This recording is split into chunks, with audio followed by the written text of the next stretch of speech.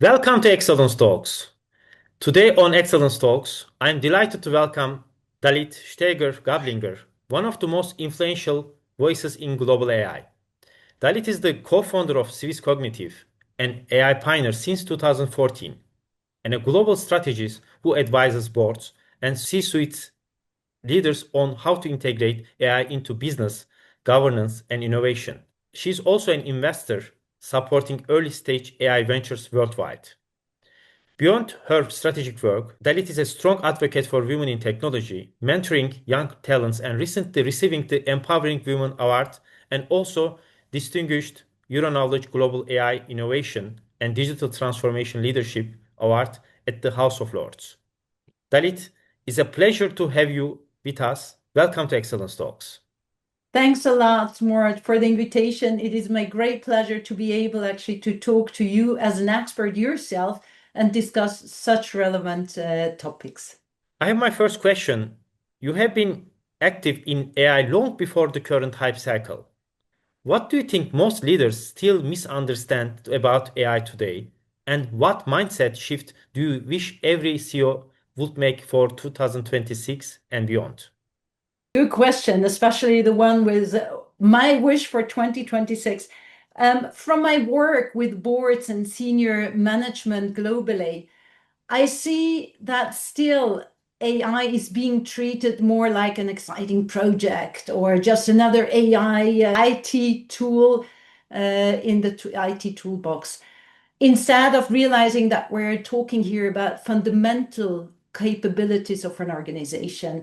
In my view, this is a massive underestimation. It is the very concrete, tangible impact that AI does in every single work in the companies, in the everyday's work. So how it organizes for us, for me, it's about the information flow, shortens of description paths, break down silos, give people back the time to do what they love to do. I mean, we're constantly doing a lot of things. At the end of the day, we're saying, I still didn't have time to do what I really love to do because I was stuck with repetitive tasks, with stuff that we don't like to do, where we're not fast enough. Where probably also the quality is not given by the human being in the sense that an algorithm can do that. So it is not about a firework of AI use cases. To me, it's about how AI actually implements in our day-to-day business. How does it amplifies the human capabilities? How does it support us? It's not only about, using AI in meetings, planning, in research. This is where it really supports us and it's really important, but it's also steering the process, the transformation. It brings us new possibilities for innovating our business models to disrupt our industries. So for me, the necessary mindset shift for 2026, I see it on two sides, actually.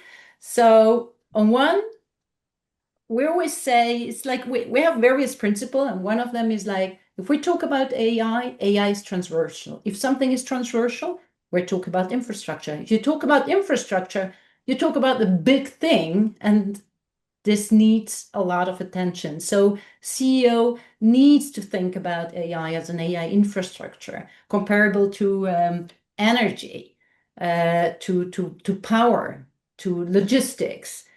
These are things that are mostly invisible, but it is actually everywhere. So this is what, to me, we need clear goals, robust governance, and investment in the data quality, in the skills, in the culture. I mean, everything at the end, it's about the human being. And it's not just in licensing another tool. And the second thing, so anyone who defines an AI strategy today without at the same time talking about the organizations, the skills, and the accountability remains at the surface. So in one sentence, if your AI strategy fits in one single PowerPoint slide or lives only with your CIO, it is not really a strategy, it's just cosmetics. Thank you, Dalit. That is exactly the shift we need from chasing technology to leading with strategy. And I think that is where many organizations are still stuck today.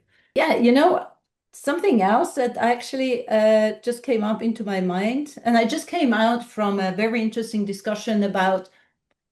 I talk now about the C level, but we just came out of a discussion. It's also a board matter because AI doesn't only belong to the C-suite. It needs to be also on the board's agenda with the same seriousness like risk management, like financial. It is directly shaping the competitiveness and social responsibility. And if we ignore that, we're effectively putting the future of our companies at risk. Exactly.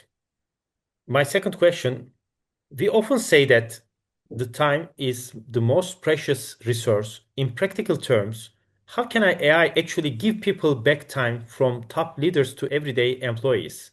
Can you share a real example where AI enabled more meaningful work instead of more pressure?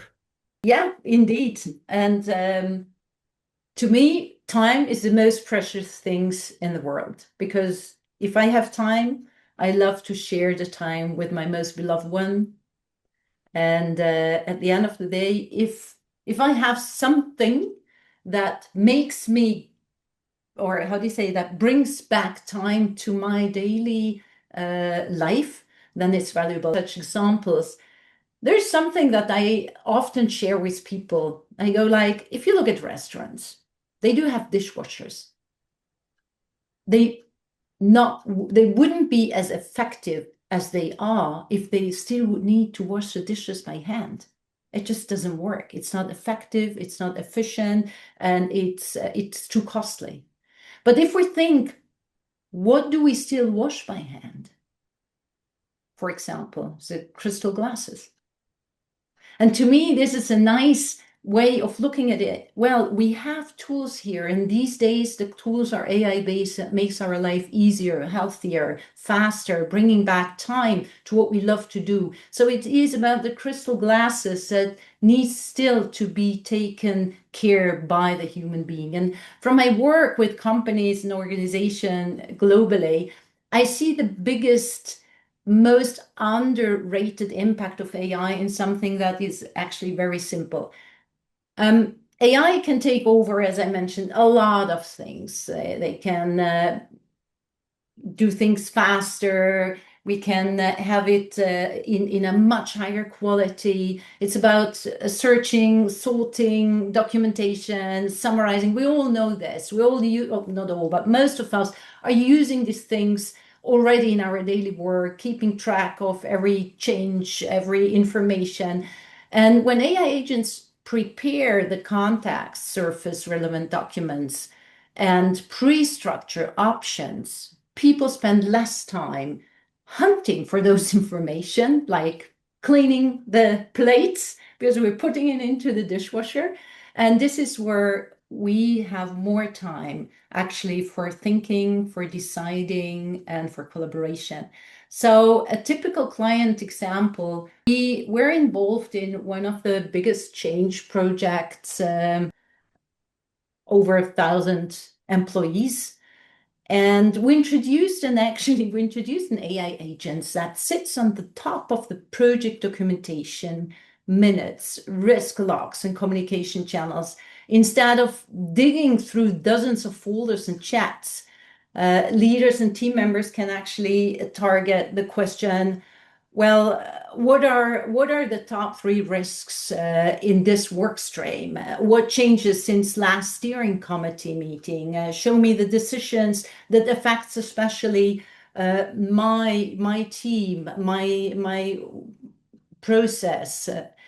So with seconds, they receive conscious role-specific answers with traceable sources measured over several months. So we have also this real-time pulse that we feel in a project, in the company. How do the employees feel about the how do you say, the progress of that?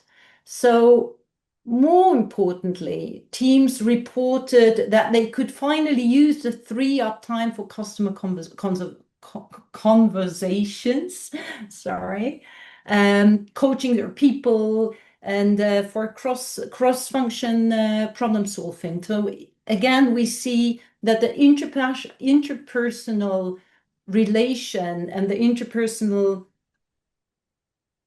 contact and exchange gets more and more important. At the end of the day, the human being, we have an intrinsic wish to collaborate together, to be together, whether it's in work or whether it's privately. So freeing up time to have us closer together, I think this is very essential. And that was a very nice use case, how we saw that their transformation and the change project that they're leading just went much smoother. You know, people felt being on track.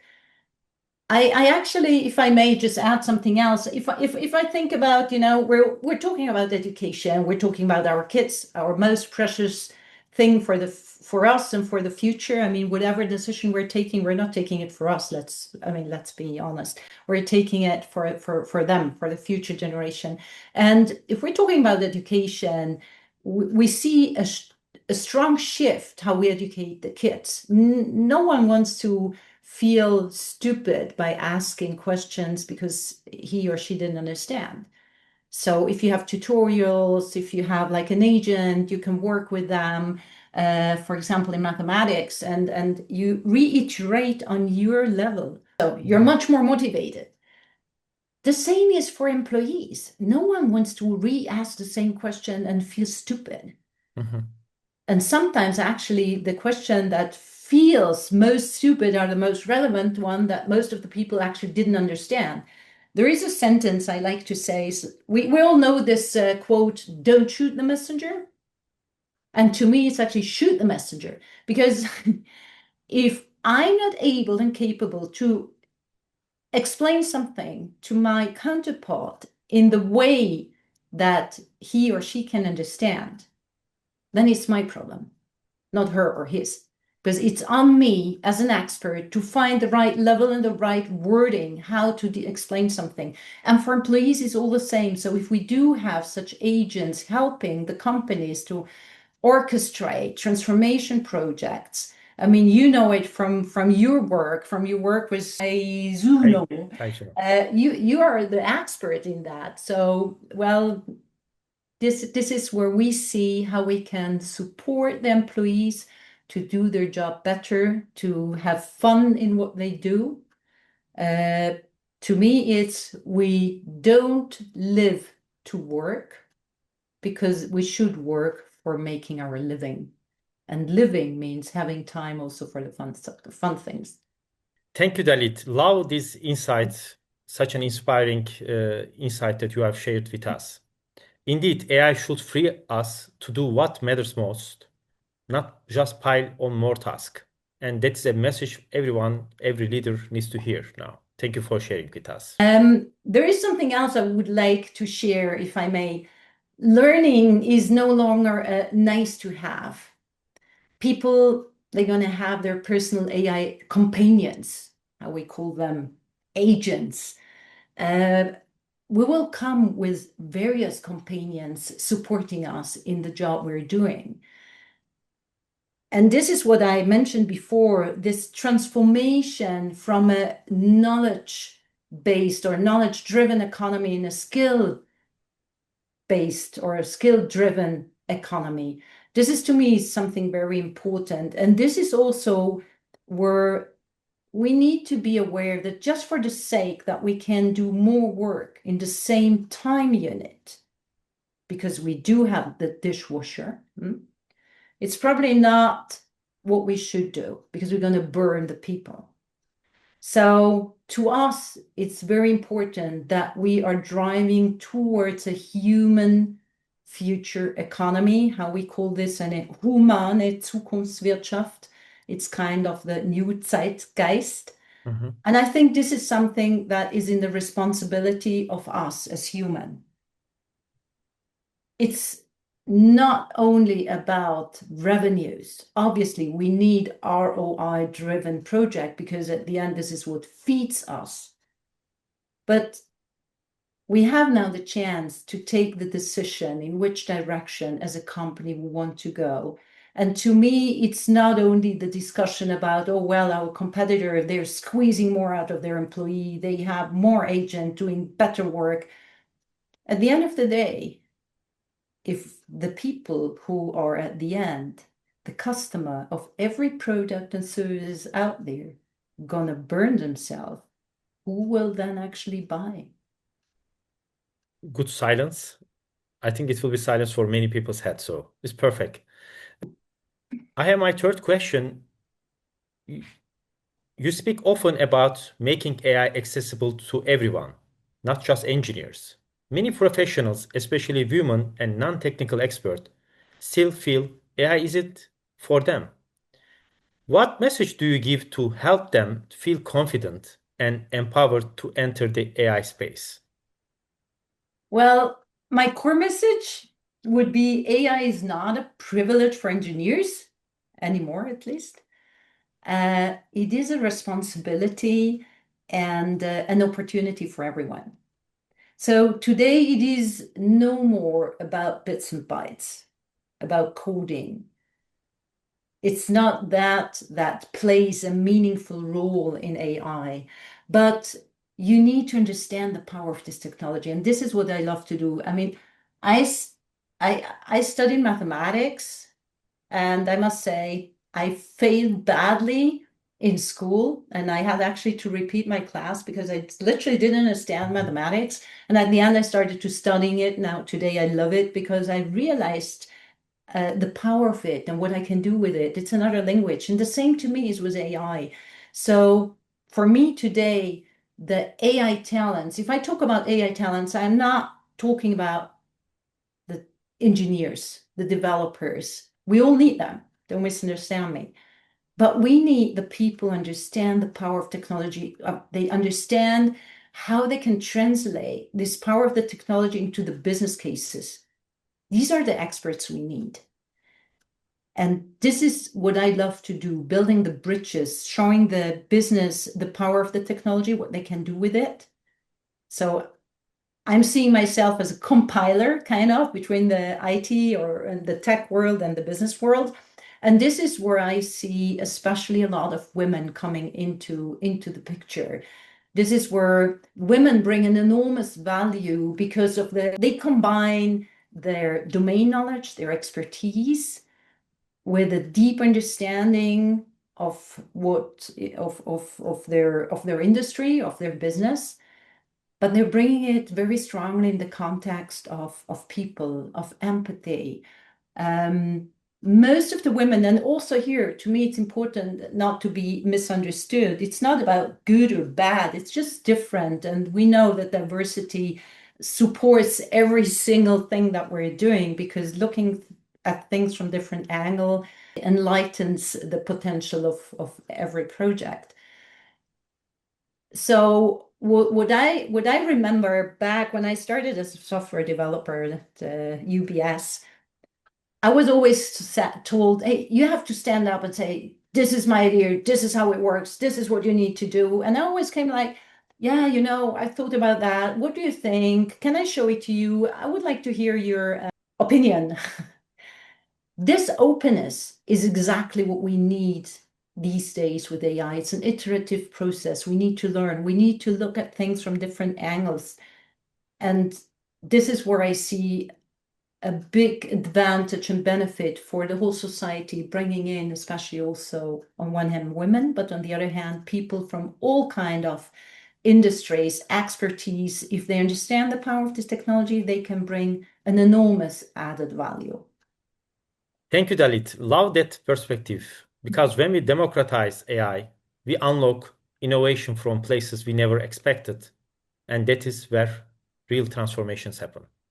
Indeed, indeed. And at the end, we're doing it for us. We're doing it for the human beings. And another thing that I like to add perhaps is not only because we are able and capable to do something means that we have to do it. We may find out that certain things, although we can, or AI could, we may find out that we just don't want. So I think to me, it's very important that we as human beings are taking also the decisions where and why we would like to use the dishwasher and where we rather wash things by hand. And another thing, and let me add that one also, if I may. To me, one of the most important things that drives this whole AI era, I just mentioned now a few times, to me, it's important that people understand the power of the technology, what is essential. What is also essential is that technology understands us.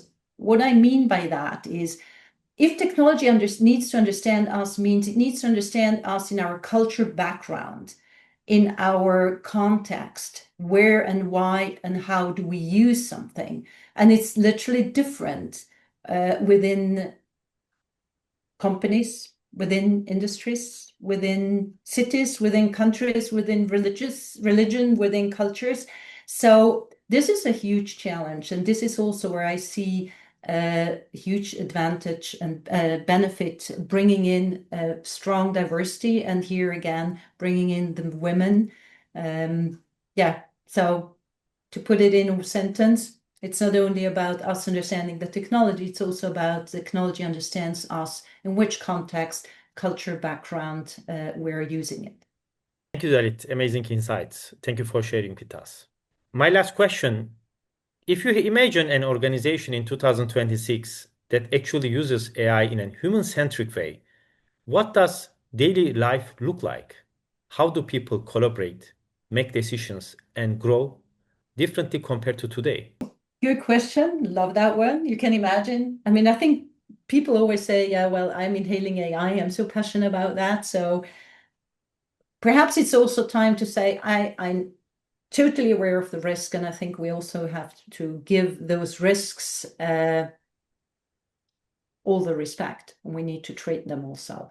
On the other hand, to me, it's really about, I see much more upside than downside. And in a truly human-centric organization, many days starts with the AI pre-sorting the flood of information. Instead of opening 10 inboxes and dashboards, people receive clear role-specific briefings. What has changed? Where are the risks? Where decisions are needed and which customers or colleague requires attention today. AI does a heavy lifting.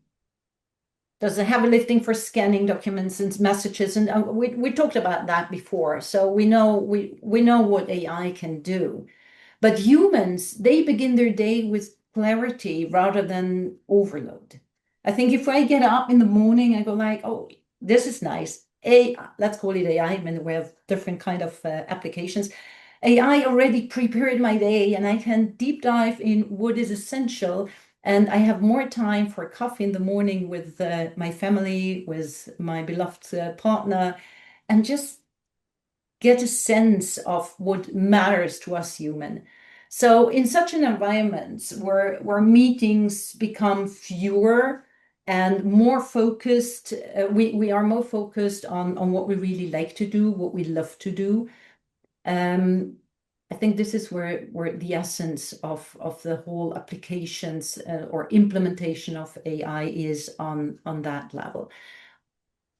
Operational questions to me are often answered asynchronously by agents, while live discussions are reserved for topics where human judgment, negotiation, and anticipation is needed. I think this is where the value is. We call it the +1 sensor, and the human being, we have a stomach feeling. Sometimes, even though all the data goes right, and we have the feeling of I'm going to say up instead of left. I don't want to have like any political. So data says go right, and I go like, don't ask me why more, but I think we should go up because it's just like the sense, it's my experience, it's what I feel, and we shouldn't lose that. And often people say, yeah, but we're not going to think anymore. What shall the students do? And to me, it is really about understanding the system and learn to debate and learn to anticipate. I mean, back in my days in school, we were able to use the calculator after we learned the basics of math. And I think this is to me also important these days with the AI tool. So we're going back to our core competences, and we need to sharpen our feelings, our gut feelings, and therefore we need a lot of expertise. So it's not about outsourcing everything to the algorithms. It's really about combining our expertise, our gut feeling with technology. Thank you, Dalit. That vision is really so inspiring. And it is exactly what organizations should be building towards right now. Not AI that replaces people, but AI that amplifies human potential. It was my last question. Dalit, thank you for sharing such inspiring insight with us today. Your vision of AI as a force for human empowerment, helping us gain time, make better decisions, create more meaningful work, is exactly the message our Excellence Talks community needs to hear from now. This conversation also marks the beginning of an exciting collaboration between Excellence Talks and SwissCognitive, and we are excited for this, and we will share this much more in the coming days. Thank you again, Dalit, and to our Excellence Talks community. Keep learning, keep inspiring, and keep shaping the excellence together. Thanks a lot also from my side. I'm looking very much forward to our collaboration and to have a great 2026 and actually bringing the real meaning for the human being together with the technology and not just talking about facelifting. Thank you so much, Dalit. Nice to talking with you. Thank you.